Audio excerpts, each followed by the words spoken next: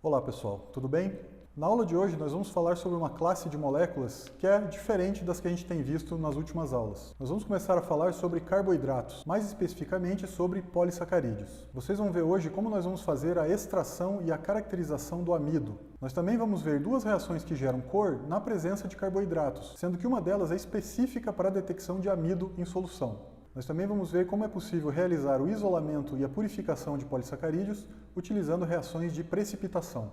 Como sempre, acompanhe os protocolos através do livro didático ou do material disponibilizado pelo seu professor. Não esqueça de fazer as suas anotações e uma boa aula a todos!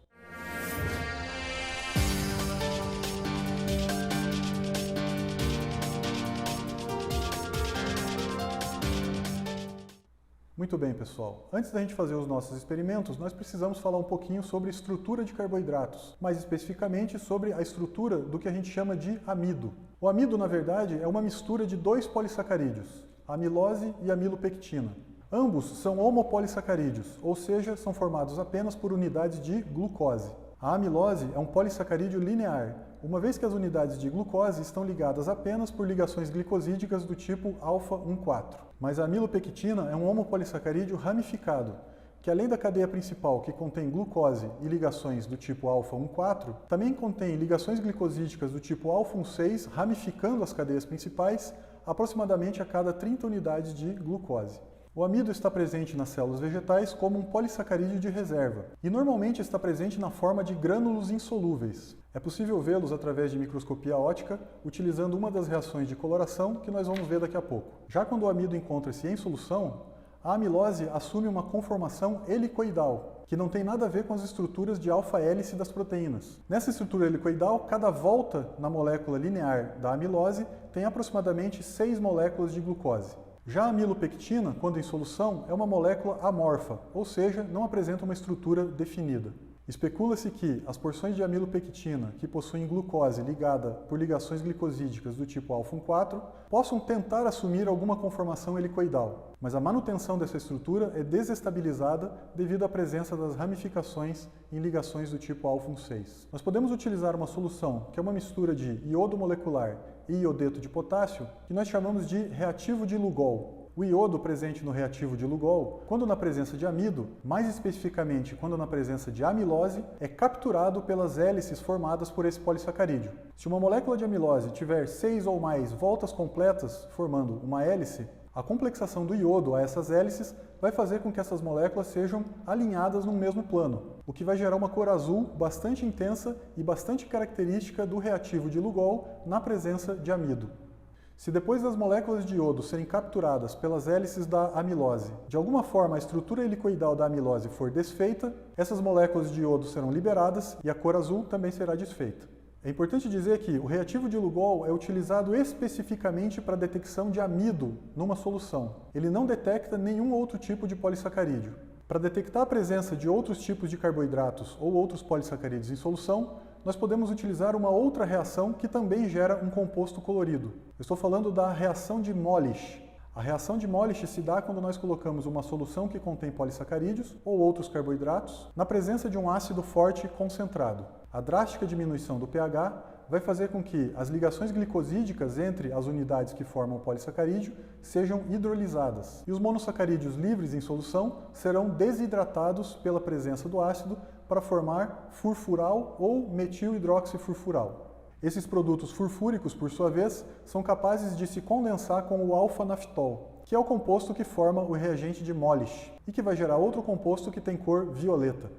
Antes da gente fazer essas duas reações na prática, é importante a gente reforçar que cada uma delas tem a sua própria característica na detecção de carboidratos. O reativo de Lugol, formado por iodo e iodeto de potássio, nada mais é do que uma complexação com as moléculas da amilose, e é específico para a detecção de amido na solução. Já para a detecção de qualquer polissacarídeo, até mesmo para a detecção de oligosacarídeos ou mesmo monossacarídeos livres em solução, nós usamos o reativo de Molisch, que vai promover a hidrólise dos polissacarídeos, a desidratação dos monossacarídeos liberados e a reação de condensação com o alfa-naftol para gerar um novo composto que vai ter uma cor característica.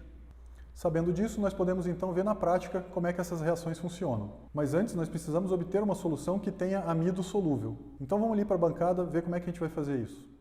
Muito bem, pessoal. Então, antes de realizar os nossos experimentos de caracterização do amido propriamente dito, nós precisamos ter uma amostra que contenha esses polissacarídeos, amilose e amilopectina. Para isso, nós vamos extrair direto de uma fonte rica em amido, que é uma batata.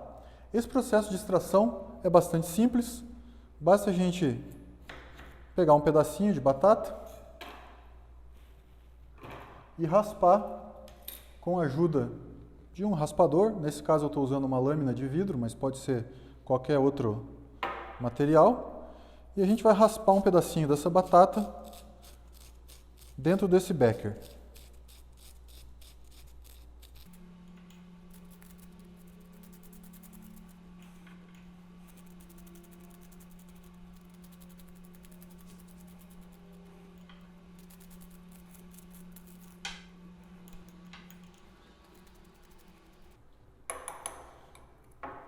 Prontinho. Não precisa ser muita coisa, essa quantidade já está mais do que suficiente.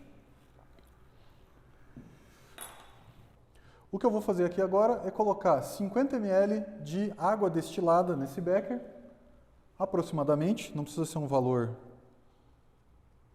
muito exato.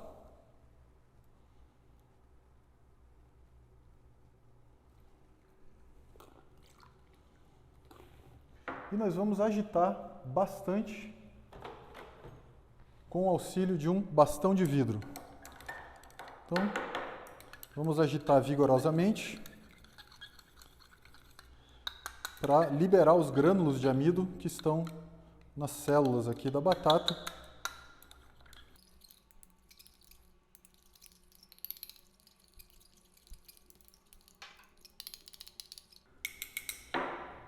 Pronto. Aí já está bom. E a próxima etapa vai ser filtrar esse material utilizando uma gaze, um funil e uma gaze, bem simples, só para tirar os pedaços de batata aqui dessa solução. Então, vamos filtrar.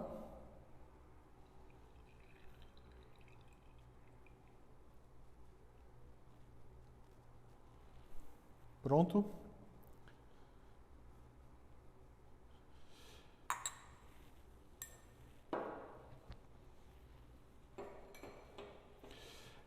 Essa solução agora, pessoal, contém os grânulos de amido insolúveis em água fria. Ou seja, vocês já viram que o amido é encontrado em grânulos, né, dentro das células vegetais, e eles são insolúveis em água fria. Então nós vamos deixar ele aqui uns 10 minutinhos parado em cima da bancada, para que esses grânulos decantem, para que eles afundem. E daí a gente retira o sobrenadante e vai pegar só os grânulos de amido do fundo. Então vamos aguardar uns 10 minutinhos aqui.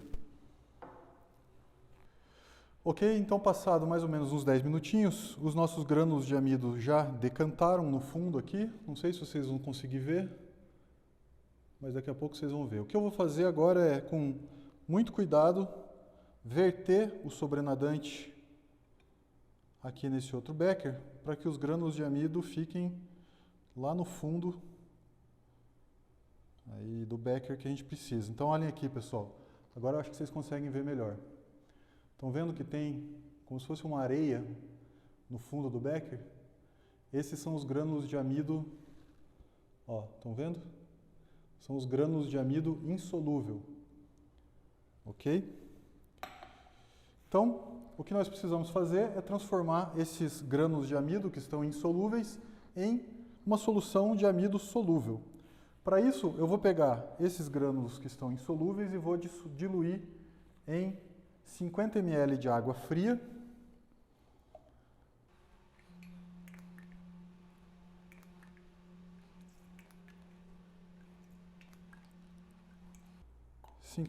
De água fria. E eu já deixei pronto aqui um pouco de água destilada aquecida. Então ela já foi aquecida mais ou menos uns 90 graus.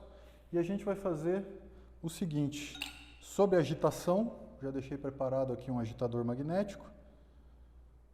Então vamos deixar essa solução agitando e eu vou adicionando aos poucos 50 ml de água quente a essa solução. Então a gente já tinha 50 ml de água fria, estou colocando 50 ml de água fervida praticamente. Isso vai fazer com que os grânulos de amido sejam dissolvidos e que a gente tenha uma solução opalescente. Uma solução opalescente é uma solução perolada, como se você estivesse cozinhando arroz. Quem já cozinhou arroz aí sabe como é que é uma solução opalescente, aquela água do arroz meio esbranquiçada, meio cor de pérola, é uma solução desse tipo. Então vamos colocar aqui mais 10 ml de água quente e deixar agitando até que essa solução, esses grânulos de amido, se tornem uma solução. Ou seja, que o amido, né, a amilose e a amilopectina, fiquem solúveis na água. Vamos esperar uns minutinhos então. Muito bem, pessoal, passados alguns minutos da nossa solução aqui em agitação, na água quente, nós podemos desligar aqui o equipamento e vocês vão ver que nós temos agora uma solução opalescente. Conseguem perceber como é que ela é, a característica dela? Ela é meio perolada. Significa que os nossos grânulos de amidos foram dissolvidos e agora estão solúveis na água. E é essa solução que nós vamos utilizar então para os nossos experimentos, uma solução de amido solúvel. A primeira coisa que nós vamos fazer são os dois testes colorimétricos, os dois testes de cor, detecção por cor, que a gente já falou, o teste do Lugol e o teste de Molish. Eu vou fazer primeiro a reação de Molish, que leva uns 2, 3 minutinhos para ver o resultado, depois a gente faz a reação do Lugol. Então, para fazer a reação de Molish, o que a gente vai usar? 2 ml da solução de amido, que a gente acabou de solubilizar.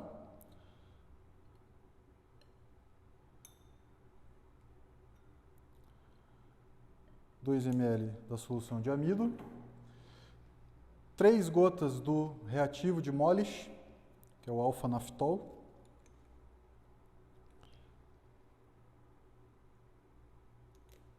três gotinhas, a gente agita para homogeneizar um pouquinho, e eu vou colocar aqui 2 ml de ácido sulfúrico concentrado, sem que esse ácido sulfúrico se misture a solução, ou seja, eu vou botar ele pela borda do tubo com bastante cuidado para que ele vá para o fundo do tubo, uma vez que o ácido sulfúrico é mais denso do que a água. Então, com cuidado pela borda do tubo, colocar 2 ml de ácido sulfúrico concentrado.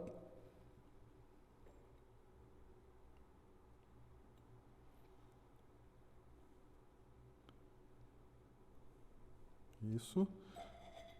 Conseguem ver que formou uma fase, né? O ácido sulfúrico foi para o fundo, que é mais denso. E agora nós vamos deixar esse tubo quietinho aqui por uns 2, 3 minutinhos até a gente fazer a outra reação do Lugol. Bom, para fazer a reação de detecção de amido utilizando o reativo de Lugol, é muito simples. Nós vamos pegar 2 ml da solução de amido que nós preparamos.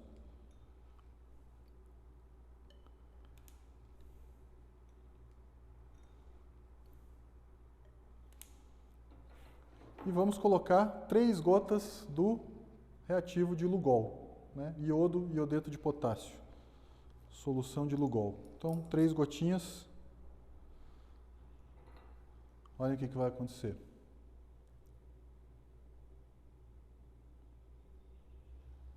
Viram? A solução ficou com um azul bem forte. Isso significa que nós temos, com certeza, nessa solução, amido ou amilose, já que o reativo de Lugol deu positivo. Lembrando que o iodo, as moléculas de iodo vão ser capturadas pela estrutura helicoidal da amilose e vão dar essa coloração característica. Tá? Então nós sabemos, com uma reação positiva do Lugol, que nós com certeza temos amido Temos polissacarídeo na forma de amido na solução. Já a reação positiva para o reativo de Molich é caracterizada pela observação deste anel de cor roxa, púrpura, na interfase da solução. Conseguem observar? Então ali, entre o ácido sulfúrico que está no fundo e a solução de amido que está em cima, a solução aquosa de amido, a gente tem a hidrólise dos polissacarídeos, a geração de furfural pela desidratação das hexoses e a reação com o alfa-naftol, com o reativo de Molich, para formar esse composto de cor púrpura, que é o indicativo de reação positiva. Tá? Lembrando que o reativo de Molich não é específico para amido, ele detecta qualquer polissacarídeo, qualquer carboidrato na solução. E o Lugol, vocês já sabem, é específico apenas para amido, apenas para amilose, porque depende da estrutura helicoidal da molécula. O que nós vamos fazer agora, pessoal, é pegar esse tubo aqui, que a gente fez o teste do Lugol, e nós vamos aquecer esse tubo a 100 graus por alguns minutos para ver o que acontece. Tá? Então vamos colocar esse tubo no banho-maria a 100 graus para ver o que vai acontecer com essa reação aqui. Então nós estamos aqui com o nosso banho-maria a 100 graus. Vamos colocar a nossa solução que a gente fez o teste do Lugol para aquecer durante uns minutos. A nossa intenção é ver o que o calor vai fazer com a estrutura do amido e, consequentemente, qual vai ser a consequência, né, com a reação do Lugol. Então vamos deixar eles uns minutinhos aí e a gente já vai ver o resultado. Ok, pessoal. Então, passado alguns minutos aqui no banho-maria a 100 graus, vamos ver o que aconteceu com a nossa solução de amido com Lugol. Perceberam que ela perdeu aquela coloração azul intensa, né, que ela tinha. Então nós aumentamos a energia térmica da solução, o amido perdeu a sua estrutura helicoidal e liberou as moléculas de iodo. Consequentemente, isso gerou a perda de cor. Vamos ver o que acontece quando a gente resfria de novo esse tubo. Então, para fazer isso, eu vou simplesmente jogar água fria, né, água em temperatura ambiente, aqui por fora desse tubo para resfriar a solução e vamos ver o que acontece. Então prestem atenção aí.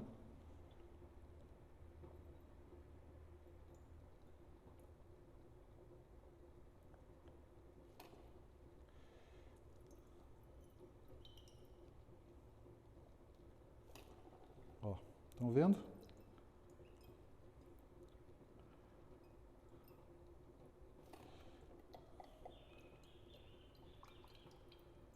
Então vejam, uma vez diminuída a temperatura, o amido tem a capacidade de retomar sua estrutura helicoidal e, consequentemente, captura novamente aquelas moléculas de iodo que estavam aqui na solução e a cor volta. Ok? Então esse é o princípio de funcionamento da detecção de amido pelo reativo de Lugol.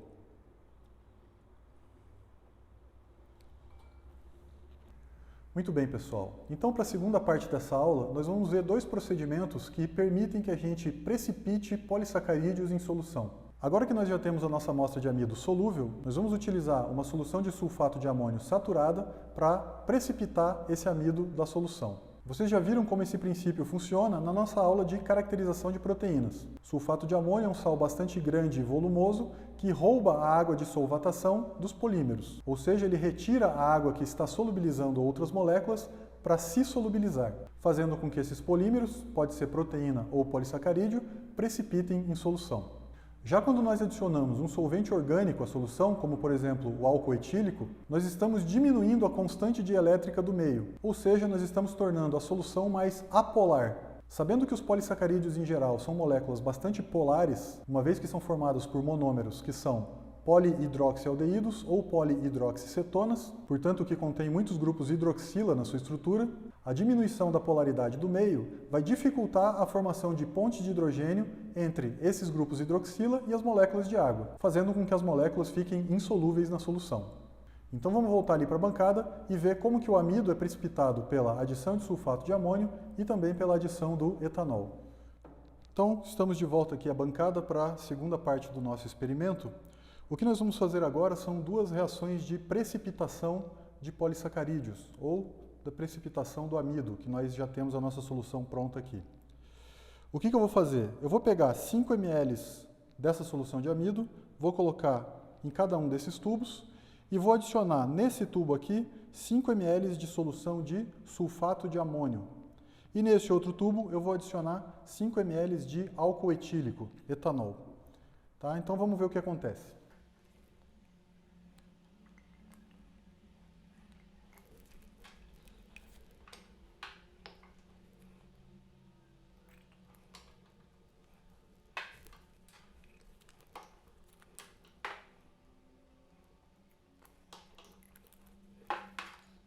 Prontinho, pessoal. Então vamos agitar os tubos para homogeneizar a concentração dessas soluções.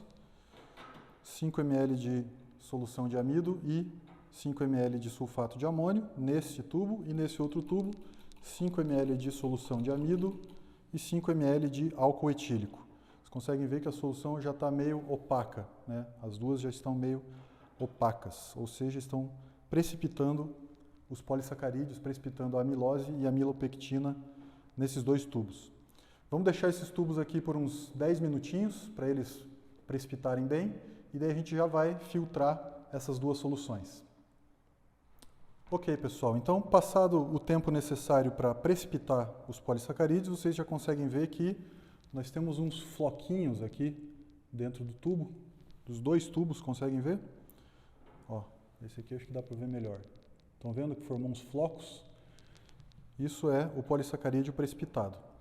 Vocês já viram, entretanto, que tanto o sulfato de amônia quanto o etanol precipitam proteínas. A gente já viu isso nas aulas passadas. Como é que a gente sabe que o que está precipitado aqui não são proteínas provenientes do nosso extrato da batata, ao invés dos polissacarídeos, né? Ao invés do amido?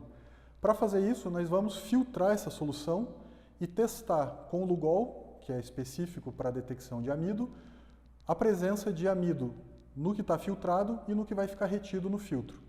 Tá? Então vamos filtrar essas duas soluções. Para isso eu vou pegar aqui dois outros tubos, um para o filtrado do sulfato de amônio e um para o filtrado do etanol, e nós vamos pegar aqui um funil com papel de filtro para cada um e vamos filtrar essas soluções. Então vamos lá.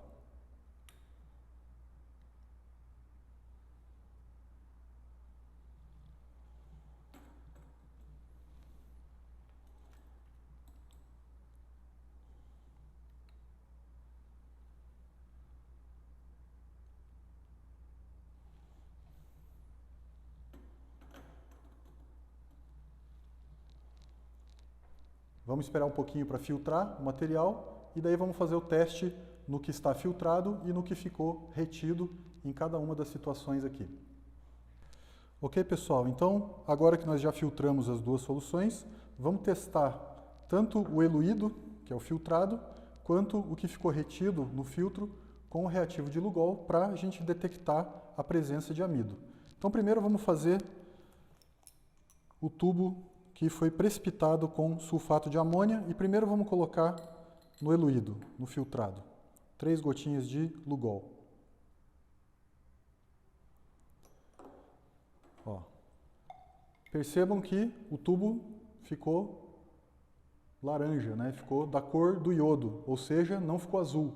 Significa que essa é uma reação negativa para a presença de amido. Não tem amido nessa solução aqui que foi precipitada com sulfato de amônio e filtrada. Vamos ver se tem amido no material que ficou retido no filtro. Nós podemos fazer o teste direto no filtro. 3 gotinhas de Lugol.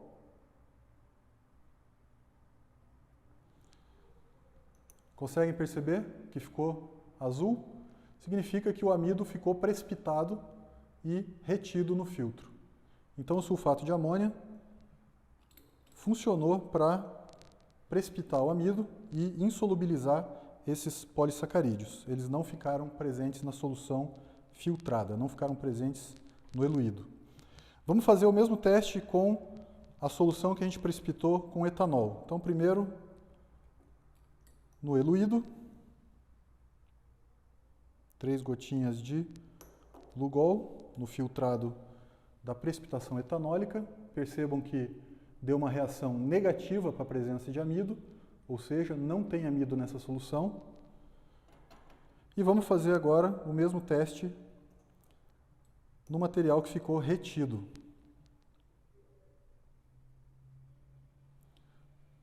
Percebem?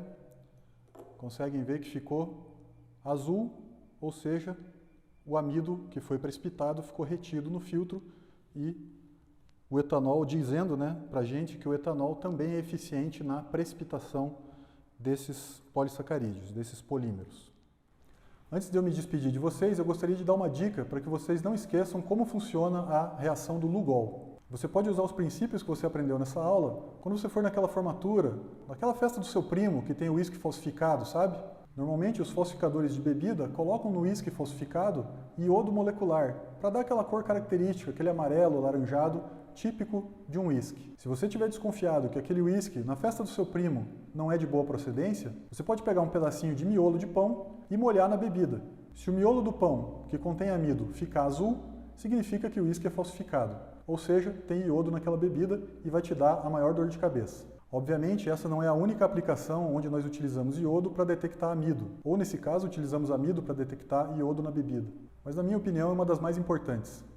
Então, por hoje era isso, pessoal. Não esqueça de levar aquele miolo de pão no seu bolso na sua próxima festa de formatura e até a próxima.